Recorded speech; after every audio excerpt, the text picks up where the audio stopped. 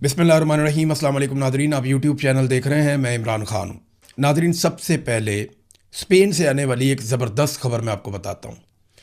एक मुकाबला होता है यूरोप के अंदर जिसका नाम है यूरोविज़न। यहाँ पे गाने का मुकाबला है और ये आलमी सतह का मुकाबला है। यहाँ 25 ममालिक से गुलकार आते हैं, वो गाने गाते हैं, अपना अपना टैलेंट लेकर आते हैं। कोई पहले नंबर पे आता है, दूसरे नंबर पे कोई मुल्क आ जाता है, कोई तीसरे पे, कोई चौथे पे। वो इस तरीके से जो है वो बहुत सारा टैलेंट भी सामने आता है। तो ये मुकाबले होते हैं ममालिक के। ये बड़ा मकबूल है यूरोविज़न जो है पूरे यूरोप के अंदर, और लाखों लोग इसको एक वक्त में देख रहे होते हैं। तमाम बड़े बड़े नशरियाती इदारों के पास इसके कॉपीराइट्स हैं, वो इन्हें दिखा रहे होते हैं। तो ये एक बड़ा ज़बरदस्त काम है, बहुत पैसा इसके अंदर कमाया भी जाता है, खर्च भी किया जाता है। यूरोप का मकबूल तरीन एक प्रोग्राम है यूरोविज़न, जिसमें गुलकार आते हैं। 25 ममालिक इस मरतबा इसमें हिस्सा ले रहे थे। वियना में, ऑस्ट्रिया में इसका ग्रैंड फिनाले हो रहा था। जैसे आपने देखा होगा पाकिस्तान में पाकिस्तान आइडल के नाम से एक मुकाबला होता है, इंडियन आइडल के नाम से इंडिया में होता है। तो इस किस्म के मुकाबले यहाँ पे हमारे रीजन में भी होते हैं, चाइना में भी होते हैं, बाकी ममालिक में भी होते हैं। तो ये मुकाबला चल रहा था, तो स्पेन ने इस मुकाबले का ग्रैंड फिनाले नहीं दिखाया। हालांकि ये बहुत बड़ा नुकसान था, लेकिन उन्होंने क्यों नहीं दिखाया, ये है सबसे बड़ी खबर। स्पेन का जो सरकारी नशरियाती इदारा है RTV, इसने इसराइल की शिरकत की वजह से, कि यानी क्योंकि इसराइल इसमें शिरकत कर रहा है ग्रैंड फिनाले में और वो इसका हिस्सा है, तो इन्होंने यूरोविज़न 2026 का मुकम्मल बाइकआउट किया है। 1961 के बाद ऐसा पहली मरतबा हुआ है। यानी ये प्रोग्राम 1961 से दिखाया जा रहा है। 39 साल वो और 26 साल ये, लगभग 70 साल से आप ये समझ लें कि ये प्रोग्राम चल रहा है। लेकिन 1961 के बाद पहली मरतबा इस प्रोग्राम की बजाय मुतबादिल प्रोग्राम नशर किए गए। जैसे ही वियना में फाइनल का आगाज़ हुआ, जो बयान जारी किया गया स्पेन के टीवी चैनल के ऊपर, वो ये था कि यूरोविज़न एक मुकाबला है, लेकिन इंसानी हकूक़ का कोई मुकाबला नहीं है। यहाँ लापरवाही या बेहिसी की कोई गुंजाइश नहीं है। फ़लस्तीन के लिए, अमन के लिए और इंसाफ के लिए। यानी स्पेन ने बाइकआउट कर दिया शानदार प्रोग्राम का, लगभग 70 साल में पहली मरतबा। जबकि पाकिस्तान ने क्या हासिल किया इस बीच में, आप फ़र्क देखें ना। स्पेन बाइकआउट करता है, आयरलैंड बाइकआउट करता है, नीदरलैंड बाइकआउट करता है, स्लोवेनिया इसका बाइकआउट करता है, आइसलैंड भी इसका बाइकआउट करता है। ये ममालिक बाइकआउट कर रहे हैं, जबकि पाकिस्तान नेतन्याहू को दिखा रहा है। पाकिस्तानी टीवी चैनल्स पे पहली मरतबा यहाँ पे जो सबसे बड़ा मकबूल लीडर है उसको नहीं दिखाया जाता, लेकिन नेतन्याहू को दिखाया जाता है। ईरान की बात सुनवाई जाए या ना सुनवाई जाए, इसराइली पार्लियामेंट की कार्रवाई दिखाई जाती है, और ये पाकिस्तान के नेशनल टेलीविज़न के ऊपर किया जाता है।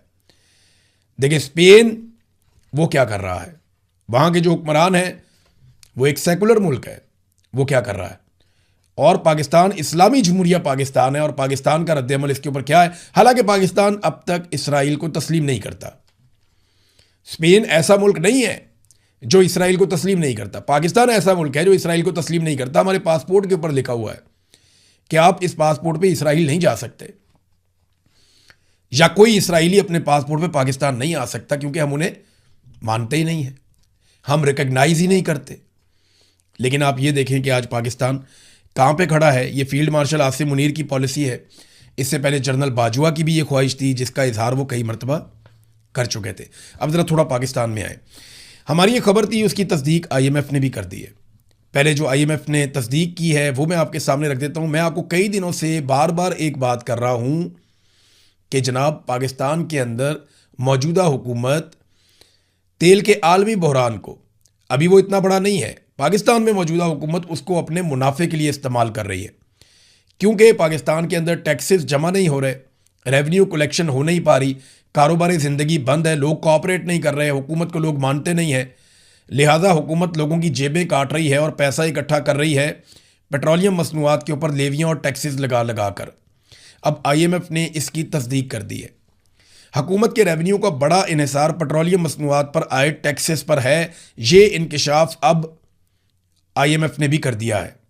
आईएमएफ ने फेडरल बोर्ड ऑफ रेवेन्यू के टैक्स वसूलियों में कमी पर तशवीश का इजहार करते हुए इंकशाफ किया कि हुकूमती रेवेन्यू यानी हुकूमत जो पैसा बना रही है उसका एक बड़ा इन्हिसार पेट्रोलियम मसनूआत पर आयद इजाफी टैक्सेस पर है, जबकि मुख्तलिफ शोबों को जीडीपी का 1.2% टैक्स छूट भी हासिल है।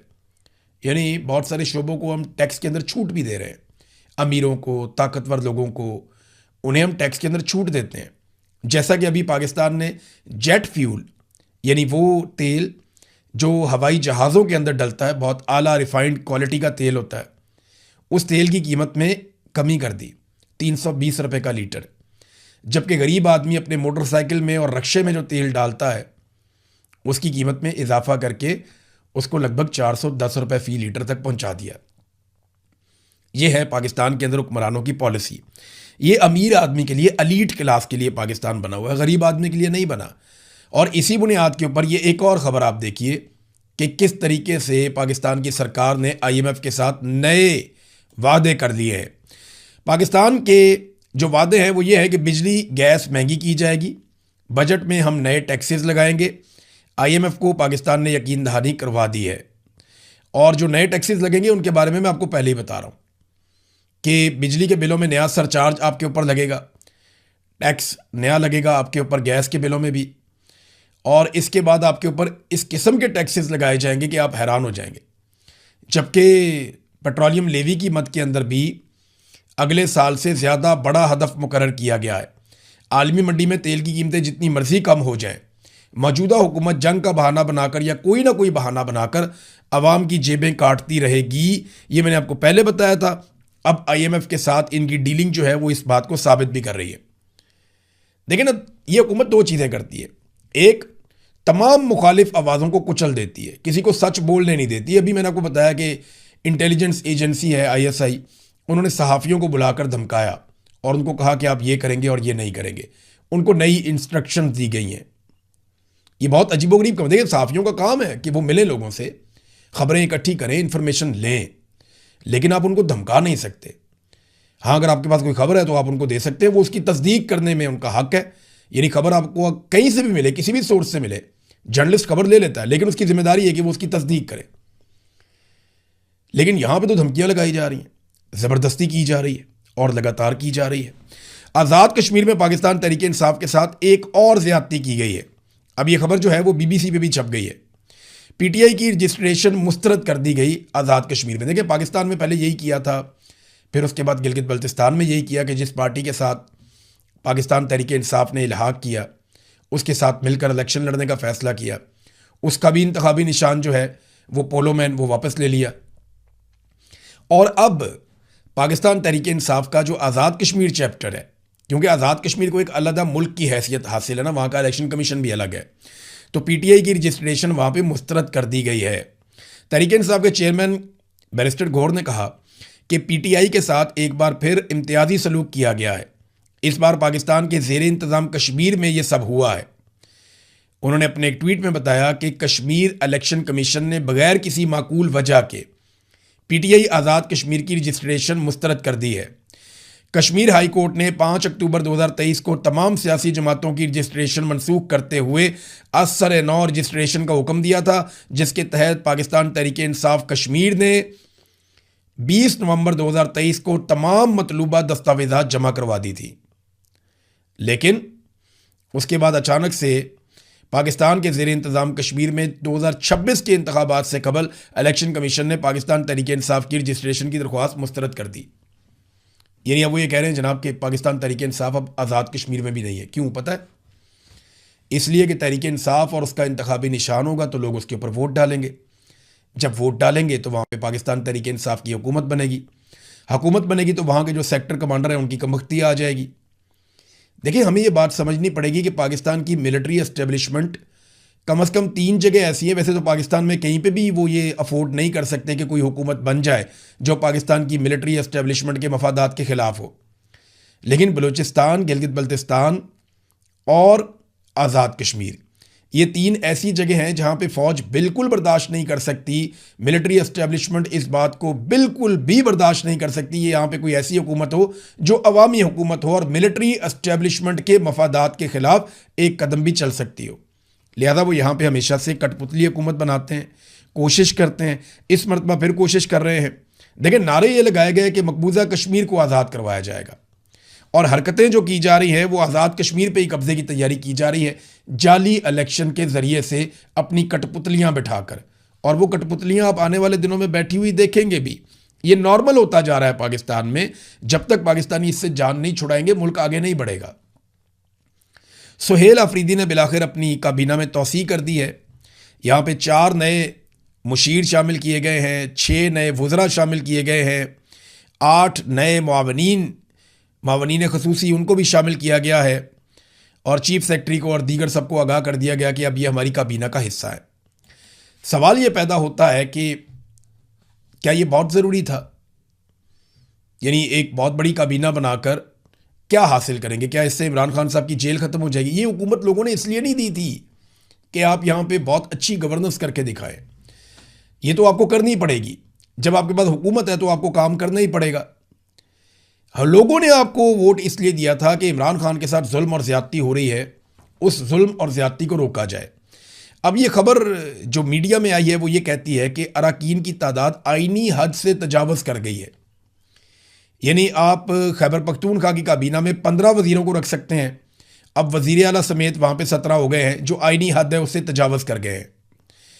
और जो मुशीर हैं उनकी तादाद 5 मुकर्रर की गई है आईनी नुक्ता नज़र से, और अब मुशीरों की तादाद ये पाकिस्तानी मीडिया की खबरों के मुताबिक अब ये 6 हो गई है। तो एक बहुत बड़ी तादाद में लोगों को इकट्ठा कर लिया वज़ीर आला खैबर पख्तूनख्वा ने। तो देखते हैं कि इमरान खान साहब ने जो उनको टारगेट दिए हैं या इमरान खान साहब के जो उनके हवाले से तवक्कुआत हैं, क्या वो उस पर पूरा उतर सकते हैं। अभी तक तो मुझे कुछ भी नज़र नहीं आया स्ट्रीट मूवमेंट के हवाले से कि कुछ किया गया हो, कुछ 4 कदम भी चले हों। बस 1-2 स्टेटमेंट आए थे, लेकिन स्ट्रीट मूवमेंट के हवाले से बिल्कुल ज़ीरो कारकर्दगी है, चाहे वो खैबर पख्तूनख्वा की हुकूमत है, चाहे वो पाकिस्तान तहरीक-ए-इंसाफ है। क्योंकि शायद इनको पता ही नहीं है कि स्ट्रीट मूवमेंट होती क्या है। हर गली, हर मोहल्ले, हर कूचे में करिया आप अपना पैगाम लेकर जाते हैं।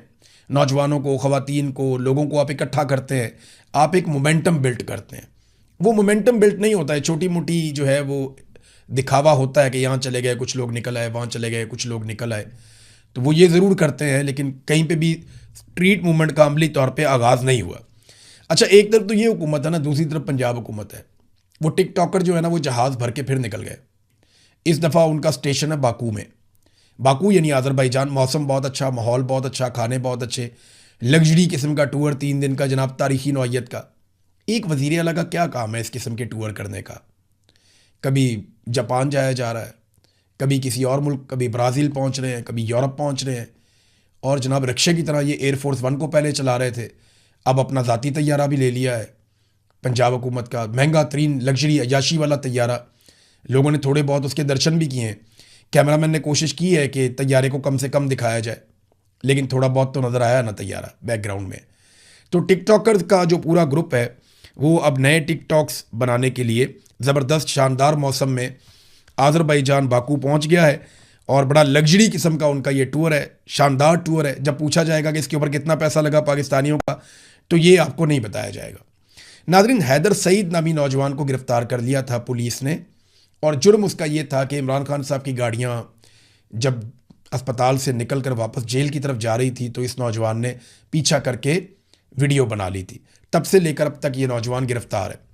अब अदालती अहकामात के बावजूद इसको अभी तक आज़ाद नहीं किया गया, जो इंतहाई अफसोसनाक बात है। वैसे पाकिस्तान में जो अदालतों की हैसियत है वो लगभग ख़त्म हो चुकी है। एक और नाज़रीन खबर है, और ये खबर थोड़ी सी अलार्मिंग है। ये एक अमेरिकन तैयारे के बारे में है जो पाकिस्तान की हदूद में परवाज़ कर रहा है। वो क्या ढूंढना चाह रहा है इसके बारे में किसी को अंदाज़ा नहीं है।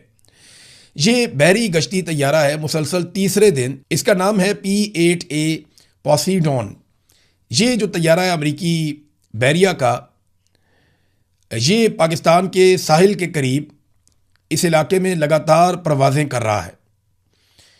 और अब ये समझ नहीं आ रही कि ये किस चीज़ की तलाश में है। ये तैयारा करता क्या है? ये बोइंग ने बनाया हुआ है तैयारा, P-8A पोसीडॉन। बोइंग का ये तैयारा जो है ये दिफाई नुक्ता नज़र से आप दोस्त को ढूंढने के लिए, सरफेस के ऊपर जासूसी करने के लिए, निगरानी करने के लिए, ये इन मकासद के लिए इस्तेमाल होता है। इसमें जदीद आलात लगे होते हैं। अब ये पाकिस्तान के साहिली इलाके के अंदर लगातार प्रवास करके क्या ढूंढ रहा है, इसके बारे में वैसे पाकिस्तान को पता ज़रूर करना चाहिए, क्योंकि वो पाकिस्तान की हुदूद हैं। लेकिन आपको पता है कि अमेरिकन कुछ करना चाहें तो पाकिस्तानी उनसे सवाल जवाब नहीं करते। बड़ा लंबा अरसा हमने उनको सहूलतकारी की है अफ़गानिस्तान में लड़ाई के लिए। वो सारा माल पाकिस्तान के अंदर से लेकर जाते रहे, कंटेनर भर के, नेटो सप्लाई वो यहीं से होती रही है। हमने बहुत सपोर्ट किया अमेरिकन को, और हम अमेरिकन से कभी नहीं पूछते, चाहे उनका ड्रोन जाए, चाहे उनका तैयारा जाए, चाहे वो सर्वेलेंस करे हमारे इलाके के अंदर। वो आए, उन्होंने आके एबटाबाद में उसामा बिन लादन को कत्ल किया, उसकी लाश उठाकर ले गए, हमने नहीं पूछा। उन्होंने हमारे फौजियों को शहीद किया, हमने नहीं पूछा। हम अमेरिकन के साथ कभी मुकाबला नहीं करते। पाकिस्तान की जो मिलिट्री एस्टेब्लिशमेंट है, उसका जो अस्करी किबला है वो पेंटागन में है। ये बात मैं आपको पहले भी कह चुका हूँ, और ये बात एक हकीकत भी है। CNN ने नादरीन एक खबर की तस्दीक की है। मैंने आपको पहले बताया था कि डोनाल्ड ट्रंप को चीन से कुछ नहीं मिला, तो CNN ने भी यही कहा कि चीन में ईरान के मामले पर कोई पेशरफ्त नहीं हुई है, अमेरिका को चीन से कुछ ऐसा नहीं मिला, और डोनाल्ड ट्रंप की बेसब्री लगातार बढ़ती चली जा रही है। और तेहरान पर दबाव डालने के लिए मज़ीद फ़ौजी हमलों पर इस वक्त डोनाल्ड ट्रंप गौर कर रहे हैं। यहाँ डोनाल्ड ट्रंप का एक स्टेटमेंट भी मैं आपके सामने रखना चाहूँगा। ट्रंप ने अपने ट्विटर के ऊपर एक दो ऐसे स्टेटमेंट दिए हैं जो मैं आपको दिखा देता हूँ। नंबर 1 तो ये कहा डोनाल्ड ट्रंप ने कि इट वाज द काम बिफोर द स्टॉर्म, कि ये उर्दू में कहावत है, वो कहते हैं कि ये खामोशी किसी आने वाले तूफ़ान का पेश खैमा है। तो ट्रंप ने कहा इट वाज अ काम बिफोर द स्टॉर्म, कि तूफ़ान से पहले का ये पेश खैमा है, ये खामोशी, तो कुछ होने वाला है। ये डोनाल्ड ट्रंप ने धमकी लगाई। उसके बाद कुछ इस तरह के ट्वीट्स जो वो चीन जाने से पहले कर रहे थे, जब उनकी उम्मीदें कम थीं, वो डोनाल्ड ट्रंप ने किए थे। अब दोबारा से डोनाल्ड ट्रंप ने धमकी भी लगा दी है, अगर ईरान ने जंगबंदी का मुआहदा ना किया तो समझो उसका बहुत बुरा वक्त शुरू हो गया। फिर डोनाल्ड ट्रंप जो है वो तस्वीरें बड़ी खौफनाक, हमलों वाली, धमाकों वाली, मिसाइलों वाली, जहाज़ों वाली, वो इस किस्म की तस्वीरें भी पोस्ट करते रहते हैं। वैसे भी डोनाल्ड ट्रंप जो है वो काफ़ी परेशानी का शिकार है एप्स्टीन फाइल की वजह से, और यहाँ डोनाल्ड ट्रंप ने एक स्टेटमेंट भी जारी किया है, और लगातार स्टेटमेंट जारी करते रहे हैं वो सारा दिन, पूरा दिन। थॉमस मैसी और लॉरेन बुबर्ट, इन दोनों के बारे में डोनाल्ड ट्रंप ने बहुत गुस्से भरी पोस्टें की हैं सारा दिन, क्योंकि इन लोगों ने एप्स्टीन फाइल्स को जारी करने के लिए बहुत दबाव डालने का काम किया था, और अहम किरदार इन दोनों ने अदा किया था।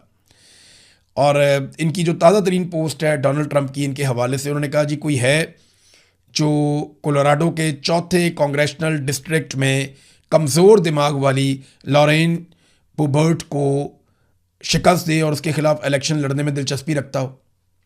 तो डोनाल्ड ट्रंप अब इनको इलेक्शन भी हराना चाहते हैं और बहुत गुस्से में हैं। वजह यह है कि एप्स्टीन फाइल्स डोनाल्ड ट्रंप की जड़ों में बैठेंगी, और अभी तो डोनाल्ड ट्रंप को मार पड़ रही है ईरान जंग की वजह से, महंगाई की वजह से, और गवर्नेंस के इश्यूज़ हैं उनकी वजह से। लेकिन जैसे ही इलेक्शन करीब आएगा, चाहे वो मिड टर्म इलेक्शन है, चाहे वो नेक्स्ट इलेक्शन है, तो आप देखेंगे कि एकदम बड़ी शिद्दत के साथ एप्स्टीन फाइल का मामला खुलेगा, और रिपब्लिकन्स के मुकाबले में डेमोक्रेट्स इसको बड़े पैमाने पर इस्तेमाल करेंगे, और पूरे अमेरिका के अंदर मीडिया पे ये मेन खबर बन जाएगी। ये आप देखेंगे होता हुआ। जब ये होगा तो मैं आपको याद दिलाऊंगा कि हमने आपको पहले बताया था, और ये होना है अल्टीमेटली। तो डोनाल्ड ट्रंप का गुस्सा जो है वो भी अब दिखाई दे रहा है।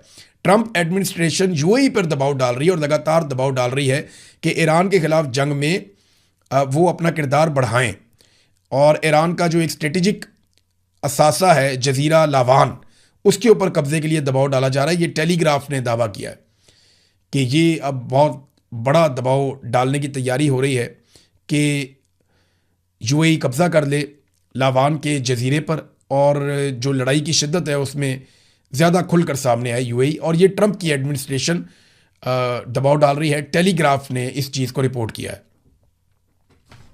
नाजरीन, एक और वाक़या हुआ अमेरिका में, इसकी वीडियो मैंने देखी, और ये एंटनी ब्लिंकन है। अभी मार्को रूबियो इस वक्त सेक्रेटरी खारजा है अमेरिका के, सेक्रेटरी ऑफ द स्टेट, वजीर खारजा। इनसे पहले एंटनी ब्लिंकन थे जो बाइडन के दौर में। वो एक पार्क के अंदर वॉक कर रहे थे अपने बच्चों के साथ, वाइफ के साथ, तो उन्हें एक खातून ने रोक लिया और उन्होंने एहतजाज करते हुए कहा कि आपके हाथ पर आपको कैसा लगता है कि 5 लाख बच्चों का खून है। पहले उसने कहा जी मौसम कितना अच्छा है, सब कितना अच्छा है, तो उन्होंने जवाब दिया, फिर कहा कि आपको कैसा लगता है कि आपके हाथ पर 5 लाख मासूम बच्चों का खून है। तो उन्होंने कहा मैं अपने बच्चों के साथ हूँ। तो उसने कहा रियली, तुम्हें बच्चों का फिक्र है? क्या तुम्हें सिर्फ अपने बच्चों का फिक्र है? क्या तुमने 5 लाख बच्चों का कत्लेआम नहीं किया? क्या तुम उसमें शामिल नहीं हो? तो मुझे अफसोस होता है तुम्हारे बच्चों के लिए कि ये बड़े हो जाएंगे और फिर ये पढ़ेंगे जो तुमने किया है। तो ये हुआ पार्क के अंदर एंटनी ब्लिंकन के साथ। तो अमेरिका जैसे मुल्क में देखें लोग कैसे खुलकर अपनी राय का इजहार करते हैं। क्या पाकिस्तान में कोई आसिम मुनीर साहब से पूछ सकता है या मोहसिन नकवी पे कोई जाके ऐसे पूछ सकता है अपना कैमरा ऑन करके कि आपने डी चौक में जो कत्लेआम किया वो क्यों किया? क्या ऐसा हो सकता है पाकिस्तान में? ये होगा ज़रूर पाकिस्तान में। ऐसा नहीं है कि हमेशा पाकिस्तान इसी तरह रहेगा। पाकिस्तान को आगे बढ़ना है क्योंकि मिडिल क्लास अब अपनी जगह आहिस्ता आहिस्ता बना रही है। लेकिन लोग मायूस हो जाते हैं, उन्हें लगता है कि बात ख़त्म हो गई, गोलियां चल जाती हैं, ये हो जाता है, वो हो जाता है। नहीं, आप लोगों के दिमागों के अंदर झांक कर नहीं देख रहे, गली मोहल्लों की डिस्कशन नहीं सुन रहे, आप किसी किसान से नहीं पूछ रहे कि वो क्या सोच रहा है, आप किसी मेहनत कश से नहीं पूछ रहे कि वो क्या सोच रहा है। जो पाकिस्तान की मिडिल क्लास है उसके दिमाग में क्या चल रहा है आप ये नहीं सोच रहे। आप सिर्फ ग्राउंड के ऊपर जो सामने सामने चीज़ें नज़र आ रही हैं वो देख रहे हैं। लोगों के अंदर एक लावा पक रहा है और लोग जानते हैं कि उनके साथ क्या हुआ और किसने किया। ये पाकिस्तानी अपनी तकदीर पा लेंगे। याद रखिएगा, एक दिन आएगा चीज़ें पाकिस्तानियों के कंट्रोल में आ जाएंगी और एस्टेब्लिशमेंट उस दिन आपको ढूंढने से भी नहीं मिलेगी। ये होगा एक दिन, मैं याद दिलाऊंगा आपको। नादरीन, अब तक के लिए इतनी खबरें काफ़ी है मेरे ख्याल में। नेक्स्ट वीलॉग में मिलते हैं। अपना ख्याल रखिएगा, अपने इस चैनल का भी। अल्लाह हाफ़िज़।